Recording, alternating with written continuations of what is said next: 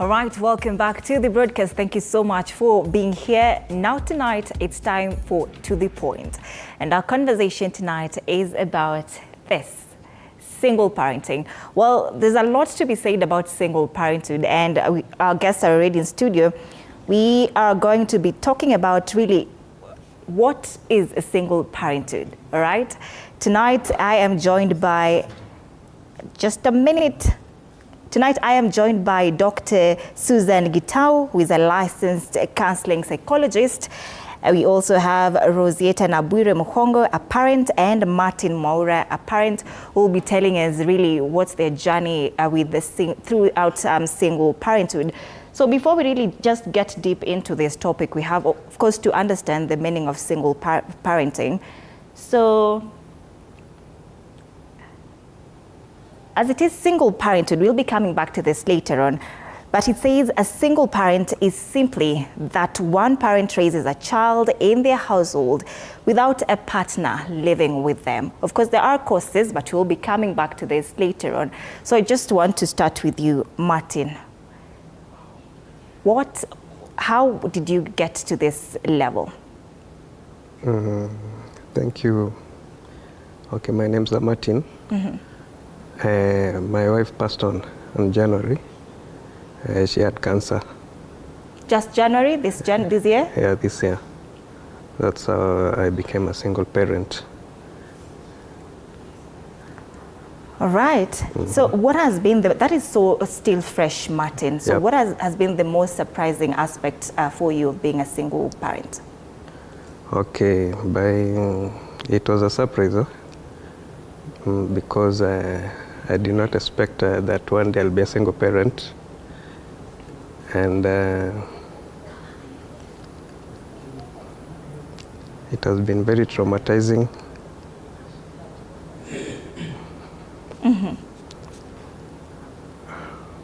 All right, we will be coming back to you, Martin. Yep. We understand this is a very heavy topic for you, and we really respect that. So, Rosietta, tell us about yours. How did you get to this point? Thank you, Anne. My name is Rosietta Muhongo. By divorce. By divorce. All right. So what has been the most surprising aspect for you of being a single mom? I understand you have a 14-year-old and a 15-year-old? 17-year-old. 17 and 14. Yes. All right, we'll be coming back to you, Rosietta, but let me just engage Doc at this particular point. We have a case like Martin's here, just January, and we understand that even as we're sitting here, it's quite heavy for him to really just come to terms with this. So in such an instance, how do you handle that? Well, I'm very happy that I have met Martin. I think I tried engaging him when we were waiting to come in, and for sure it is still fresh in his mind. And you can tell it because when he talks about his wife being diagnosed with cancer stage 4, when nobody expected it, and the small baby, the smallest is how 3 old years. now? 3 years. Yep.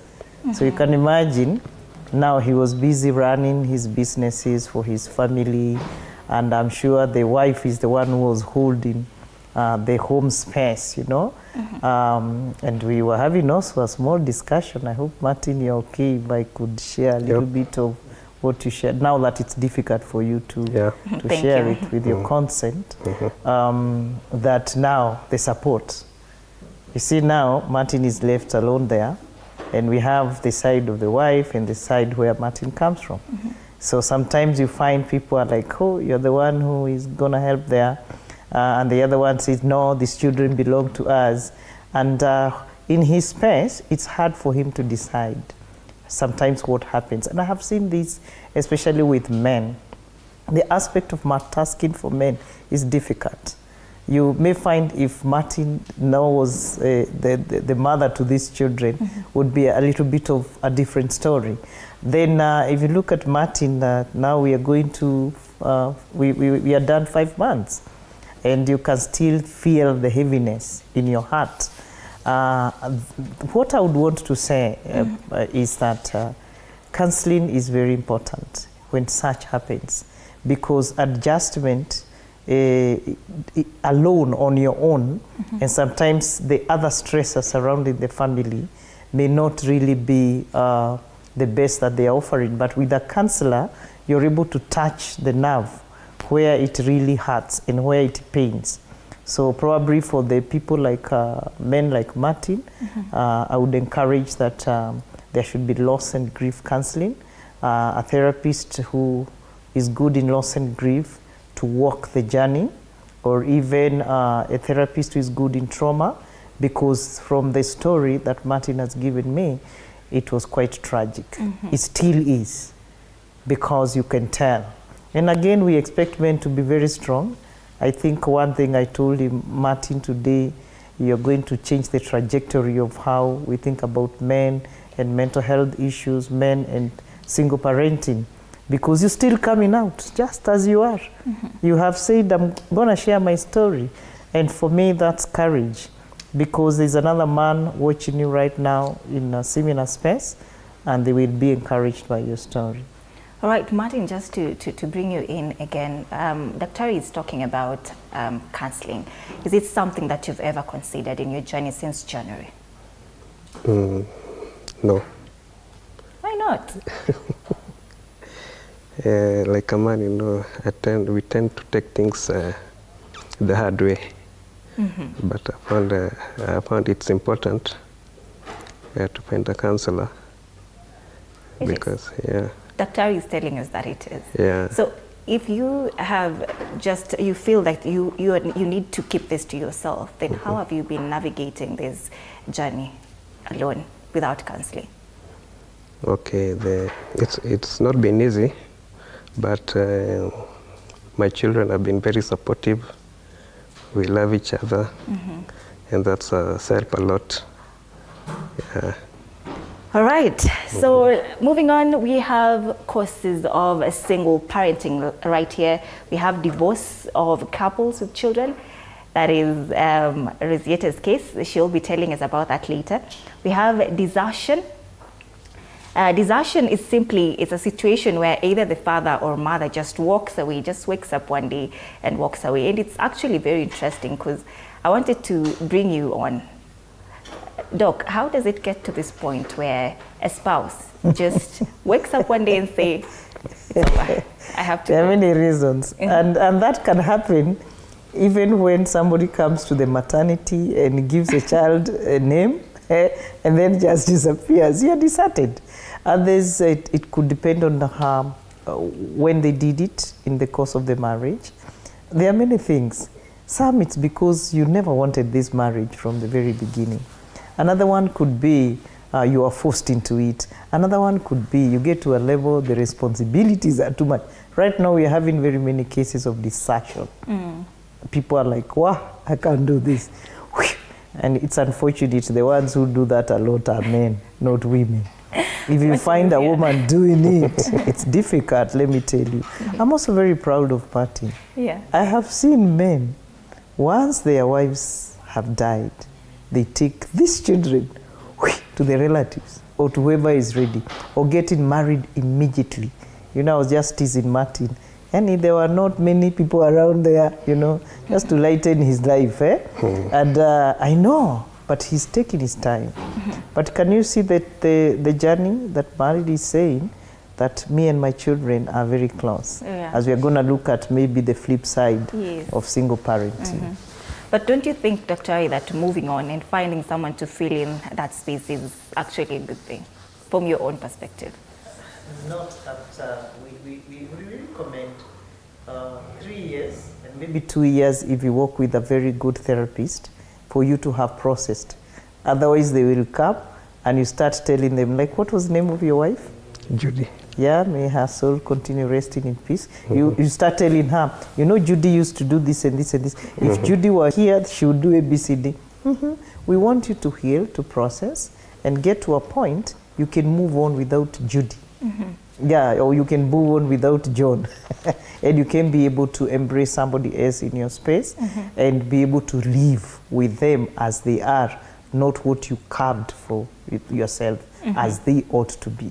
Yeah. All right. Now, before I bring you on the topic of desertion, Rose there, pat a microphone. Now, what has been the most surprising aspect for you of being now a single parent? The most surprising thing has been that the society doesn't give respect to the single ladies. Most of the time, we get challenges as single lady, not as a single mother. Yeah, there are so many things that you can't say. All right, we're going to respect that you can see. But now, Dr. in this case where Rosetta is saying that society, there are a lot of things about society, what society is saying about her. She chose to walk away. So how do we now navigate this? Yeah, one thing that I am seeing for Martin and Rosetta here is that it's still a process. And maybe if they give me their consent, because we had a small talk, they are representing many other out there. Do I have your consent? Yeah. Great, yeah. Like you see, she became a mother. You can see she still looks very young. Yeah. And her first daughter is 18 years now, a candidate, and we wish her all the best. So you can imagine she got pregnant when she was very young, and she became a mother when she was very young. And the society she's talking about is the one that pushed her to get into marriage so that she can please the society. But you have done that because you want to please the society. Then you get in there and you find it's not a space you can be able to stick on. And so you get to a level, and it's not an easy decision to get out. So you can imagine the struggle the first time, and then the second one, and then you're out. You're like, wow, is this how the world treats single mothers? And I believe Nabwire has been through a lot. But I also told her, imagine those two beautiful daughters that you have brought up, 18-year-old, 14-year-old. Because I was trying to ask them, let's look at the side that gives you a lot of joy. You know, the one that was 3 years, who is 3 years now, was 2 and 7 months, you know. When she left her marriage, she told me the first one was 3 years. 2 years. You can imagine the other one was very small at 6 months. And here she is, you know. Right. So navigating that stigma against single motherhood, especially for the fathers, I think we have a lot of sympathy for single fathers. But when we look at single mothers, there's always something we think, how did she end up there? This one, maybe she never made, she was not wife material. This one, maybe she was unfaithful. And I think it's a time we changed that kind of stereotyping, stigmatizing, discriminating against single mothers. And I'm telling you, you can even share with the high-profile single mothers. The challenges are many, as we are going to get into, but you can tell the stigma. If you didn't process it, and especially when it was very, very important to do so, somehow when there are triggers, it floods you. But surely something must be done. Don't you think so? Because the stigma is there. You say you faced it's been a long time for you. You've been facing stigma for such a long time. Something has to be done, Dr. What is it? It's a society to know. Stuff do happen. Anything can happen to anyone, by the way. Martin was a husband. January 2024, tragedy struck. Now he is a single father and a single parent for that matter. It happened to Nabwire and many others that are watching us. So sometimes I say, when you're laughing at my circumstances, you do not know how your tomorrow will turn out to be. And this is where I talk about compassion. This is where I talk about empathy. Don't judge my situation. You don't know. You don't understand. Like if I tell you my whole story, you might start, how did they make it here? You know, how? You know? So I would like to say that there should be women like Nabwire and many others coming out. And the children of these single parents also. Maybe if they are watching us, because we haven't gotten into the challenges of those children I'm hoping we are going to get into that, because if we do not like stand up, one way of killing that stigma and stereotyping is you standing up. Right. First, accepting you are a single parent. Second, accepting the challenges that are ahead of you and planning, how do I mitigate these challenges? And telling yourself, I'm assuming I'm the only one in the world. Not just I'm the only single mother or single father, I'm the only one in the world with these children. What can I do? Because very many people don't get to that level of accepting they are single, accepting now they have to raise these kids alone, accepting the challenges that can actually befall them. So when you do, the rest becomes a little bit easy to navigate. All right, before we went on to that deep advice there, we were talking about desertion. Nabwire, yes. What do you make of it? Somebody just wakes up one day, because you know this is different from divorce. Somebody just wakes up one day and says, I'm done, I can't do this anymore. What do you make of it? Do you recommend for someone to do that? And at what, under what circumstance? What I can say is, there are other relationships that aren't working. Somebody is forcing him or herself there. So what you can do to have a peace of mind, what you can do, you can just, you talk to your partner, this thing isn't working. And then you go. Yeah. Martin, what's your take on desertion?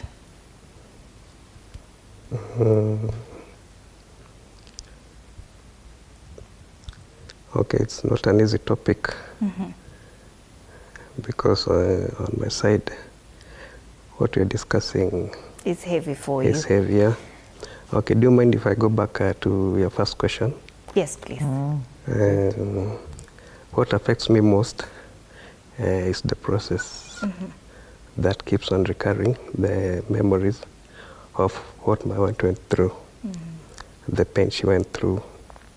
That's the most paining part of my life.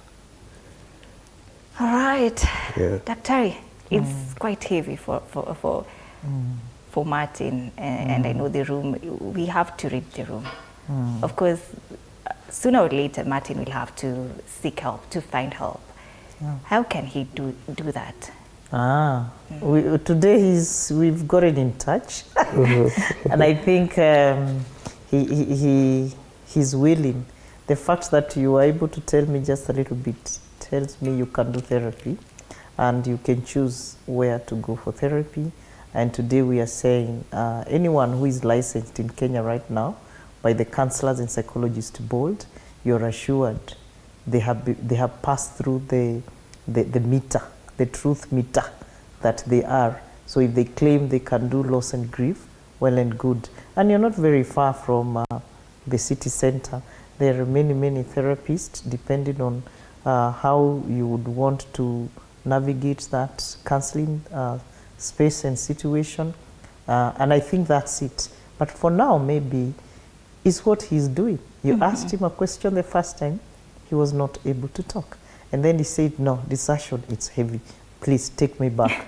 That tells me that he's already getting in touch. Right. And what he's saying is very true. Somebody could have imagined, Martin would have said, the small one, he's trouble. But he says, what is still troubling me is the pain my wife went through. And that in itself can make Martin block from giving the best to himself, giving the best to the children, and even moving forward. So it's good to take it to a therapist. Actually, we say we are like, you know that basket that carries tomatoes and carries the mangoes. So as we take in a lot of garbage, but it doesn't stay with us, it gets out, but it leaves you better. We get it from you to us, and then we are trained to get it out. So we listen to the pain, we listen to shame, we listen to anything. Because at the end of the day, I can imagine when, Martin, you are smiling and laughing with your children. Yeah? Like you told me, they are my friends, you know? But imagine, sometimes single parents forget that their children are children, and they can get to a level and relate with them now as adults or their age mates. So you deny them a chance to be children. That Nabuire says, the firstborn daughter, she's of age now, I can tell her everything. Then she's like, mommy is suffering. Oh, mommy is. So I would really encourage Martin and anyone who is watching us who may have gone through a loss they have not fully processed, and a loss that was traumatic, seek therapy, because the whole of you is what you give your children. And what package would you like to give your children? A package that is well done. True or false, Martin? True. Yeah, so even if you don't go for therapy, sometimes you use your friends, like the psychologist that came with you, to actually make sure you attend therapy. All right, let's hold it at that. Let's take this short break. We're coming back with a continuation to this conversation. Stay with us.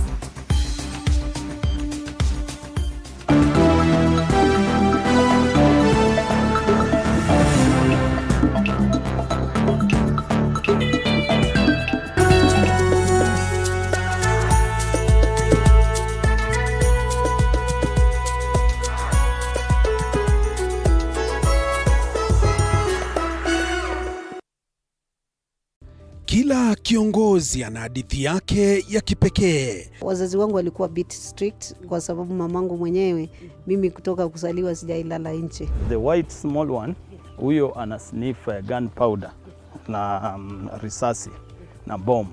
Alafu huyo mwingine ni ridgeback, ana sniff simba. Even the employees knows that. So when in the boardroom is the chairman, the CEO, and the rest of. At what point are you a wife? The minute you get to that inside that door, you become now the wife. Na kila maamuzi wanayoyafanya hufichua mengi kuhusu utu wao na uongozi wao. We see God blessing us, and we now realize the power of giving also has to be rewarded back. Kupitia kipindi Mfahamu Kiongozi, tunakuletea mahojiano ya kusisimua na uchambuzi wa kina kuhusu viongozi wetu. Pick your core business as the bigger stones. Put them in your diary first. Give priority the bigger things. Usikose kila Alhamis saa 1:30 jioni.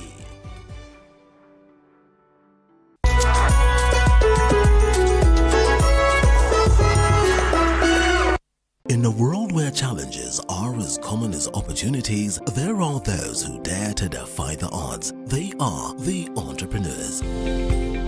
Entrepreneurship isn't just about starting a business, it's about embracing uncertainty, pushing boundaries, and turning dreams into reality. Hata ambao ni pesa ya kusave, wallahi.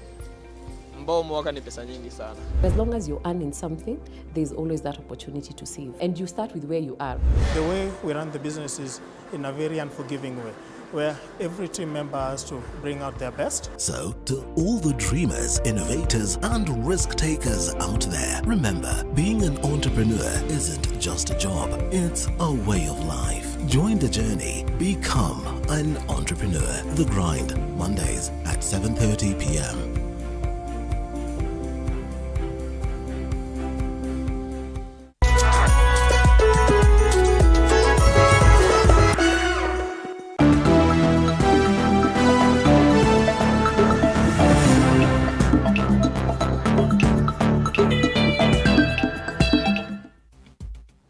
All right, welcome back. You are watching To The Point, and the conversation is about single parenthood. Before we went on that very short break, we were talking about causes of single parenthood. But now we want to take a look at what to be considered to be a single parent. I understand maybe there are people there who have their spouses, but just because they've separated, the father is in the child's life, the mother is in the child's life, they're saying they're single parents. So let's just take a look at what Jeremy Cook has to say about what to be considered for you to be a single parent. Of course, one must be raising the child or children in their residence without a partner living there. They have to be divorced, widowed, legally separated, or unmarried. The children must be legal dependents or biological there. A pregnant woman will be considered a single parent if she fits the above characteristics. And then if two parents are married and not legally separated, but one parent has moved away, the other parent is not considered a single parent. Daktari, is that all? Yeah, it's sad, by the way. You know, I'm laughing because these are cases we encounter in therapy. Someone is saying, imagine, he still comes or she comes once in a while and goes away. On a very serious note, am I still married? Are we still together? And that kind of conflict is common, although there are many people who also make a joke and say, we are married single. That person is within that residence, but you're the one who is raising the children alone. You're the one paying their school fees. And it's very sad that today, unlike our mothers, our kids are knowing the truth. Yeah, they tell you, daddy has no money. Every time you ask me for something, ask your mother. And the school fees, it's my mother who pays. Or the other way around, mommy always says she has nothing, even when I know she's working. So, but whatever you have basically said is what is known globally as single parenting, and maybe what people accept easily is like Martin can really be taken nicely by the society because they say, oh, he's just widowed. But those ones who go to divorce in court, separate, the society must start filling in the gaps. I'm also happy when they mention about the legal dependence, because there are people who think because I adopted a child, and I did it legally, and maybe I got married with that child, and somebody says that one is not yours, so I'm not going to take care of it. I think it's a high time also people get to know that before the law, should you even come in my house and they are children I adopted, they're actually not my biological children, and you have come in our space, you also need to take care of them. And in case of any inheritance, they are also considered. Maybe next time you might really engage the lawyers, because I also don't support what I see very many single parents, especially young, as we are going to see some of the constraints and the challenges is financial constraints. And then there's somebody somewhere who left you with a burden. And they're actually moving about this life. But there are also men in this country who have come to know they can really be exposed. So they are also trying their level best, even presenting themselves before and saying, by the way, I accept my part of the bargain, which is better. That's why we have very many mediators today, that somebody can say, how can we do it? I have this other family, but I also know this is my child. I hope we shall get there, because that also reduces the stigma and discrimination and other stressors of psychological distress that single parents go through. That also just brings in the aspect of co-parenting, Doc. And Rosetta, is it something that maybe you have ever considered, co-parenting? No. The no came out so strong. You can tell us why. Maybe you can tell us why? Because I have lived for those 14 years doing it alone. I gave my partner a chance to be in our kids' life. What he was doing was just, he wasn't helping. Like the kids will call, they need something, but he could promise, but he couldn't do what? He couldn't provide. So I just decided that I'll parenting my kids alone. I raised them alone without co-parenting, because it wasn't working. Yeah. All right. Martin, so what has been that one very decision that you've had to make to just put now your family in order? I've decided to take my time and not to look for another partner. I'm not in a hurry. Yeah, and I'm doing my level best to take care of them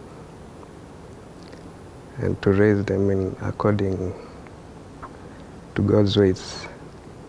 Yeah. Amazing, amazing. Well, Doc, co-parenting.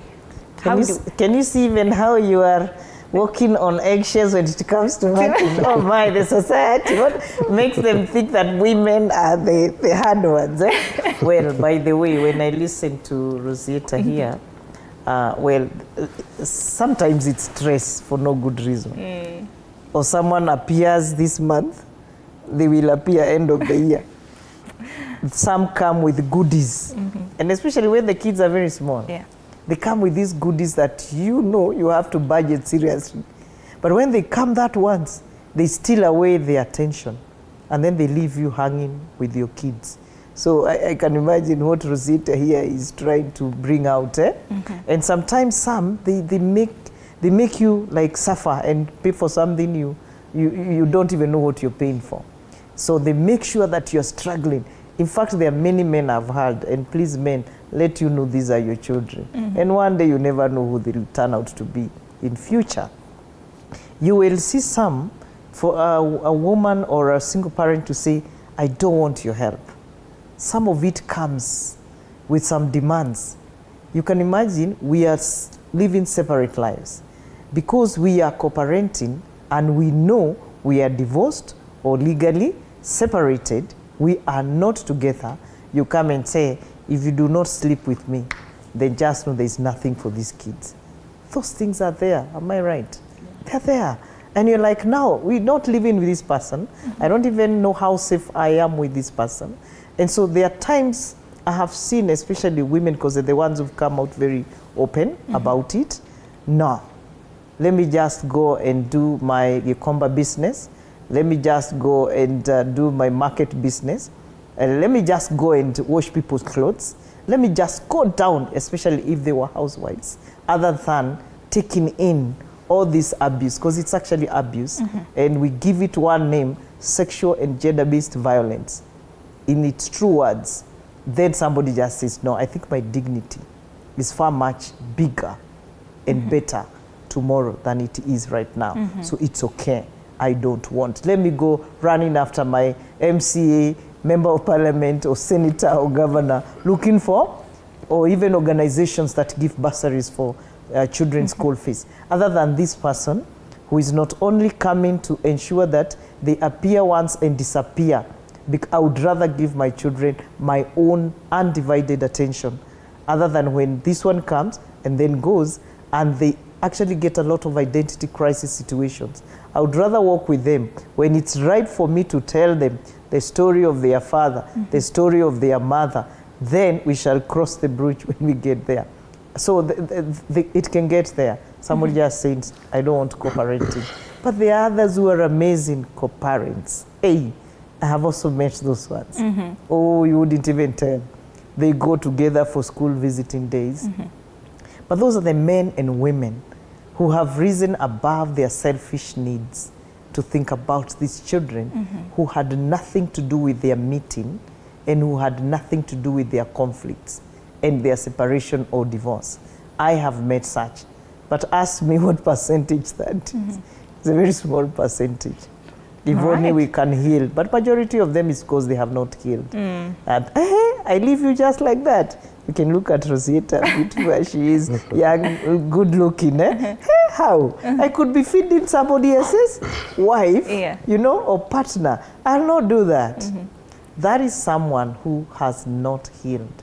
And someone I can say is not fit enough to cooperate with you.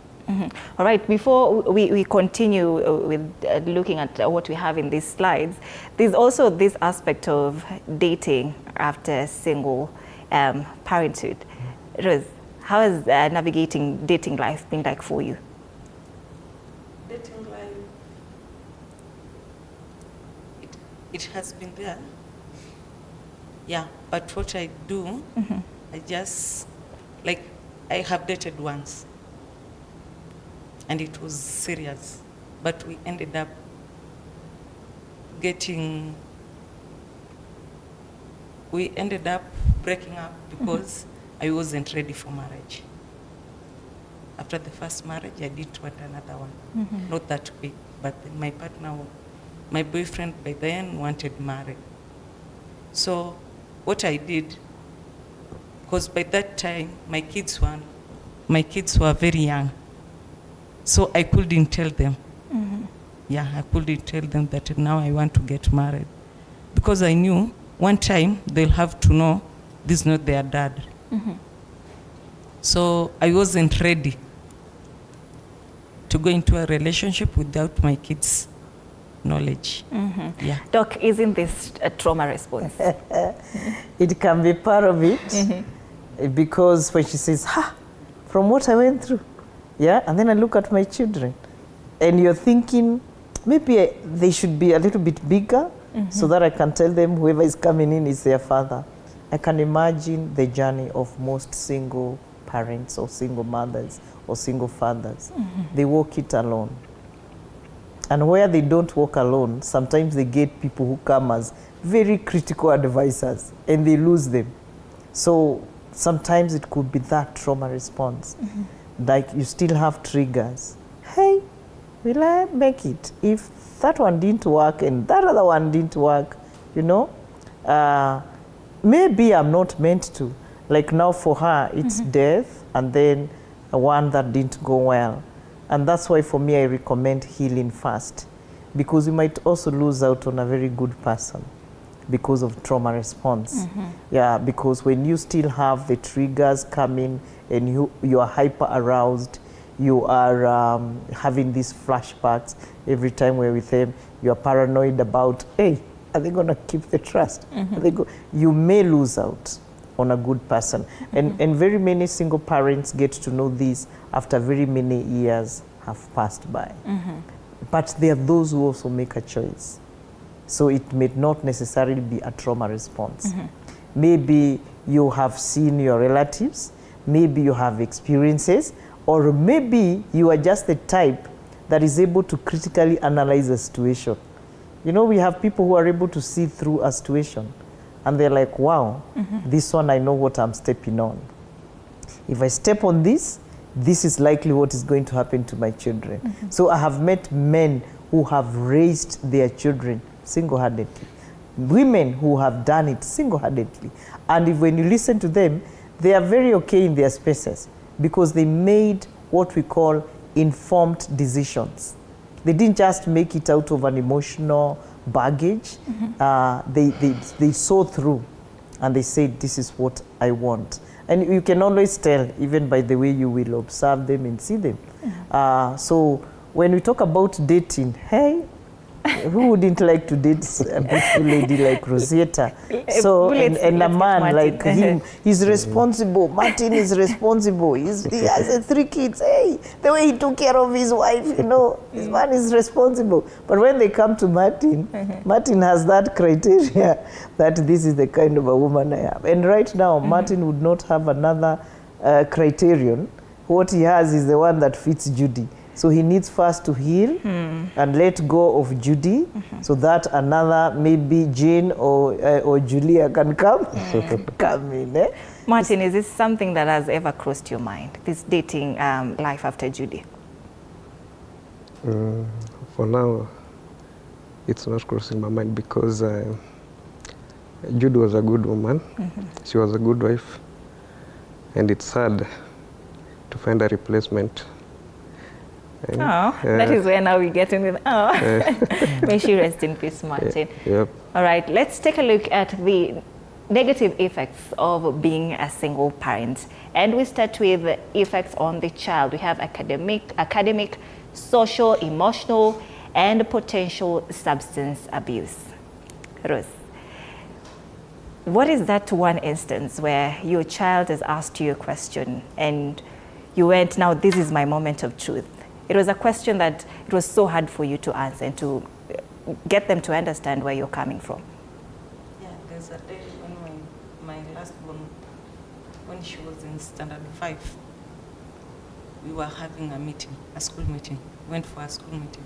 And then it was like, it was supposed to be 2 parents. And then there I was, I alone. Then she looked around. She didn't ask anything immediately. But when we went back home, she looked at me and then she came, Mom, nataka kuuliza kitu lakini usikasirike. And then I was asked. She told me, why is it that Dad can't come for our school meetings? I didn't know what to answer. Yes. But there is when I told her, for us, we shall be having, we shall be 3 in our family. It's me, your sister, and you.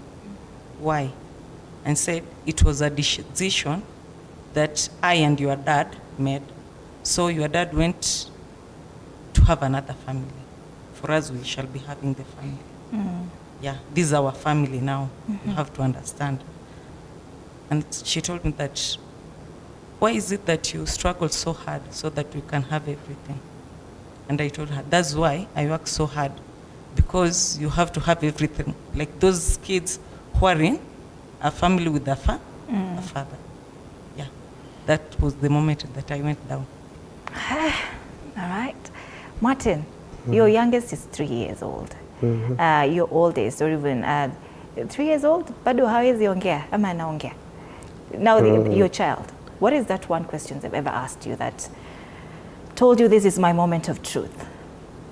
The young one. Either.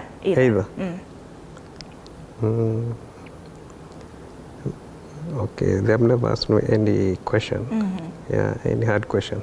But what are you doing to make them feel there is a gap? There is a gap. They can't ignore that there is no gap. There is a gap. So what are you doing to make them feel that this gap is so small to affect them? I try to provide for them emotionally and spiritually. Yeah, to be there for them. Yeah, I do my best. All right. Yeah. Doc, we have academic, social, emotional, and potential substance abuse.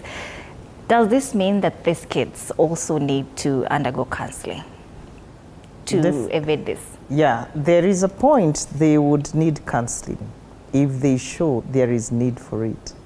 Because we also have, you know, children of single parents who really don't need counseling. Because this parent is a good enough parent, has given them what Martin is saying: social support, academic support, emotional support, spiritual support, and they have given it to the measure that the children need. But there are children, especially when they want to know why certain things are happening. Look at the case of Rosette here. The daughter asked, why is you struggling so much? And the answer that she gave at that time is what was the best for her, because she said, your father decided to get another family. And it would have been better if we decided to live separately at that age of grade 5, right? So later on, they asked tough questions also. And especially when they go to high school, when they become teenagers and they are now shaping their identity. And some will even look at you, look at themselves.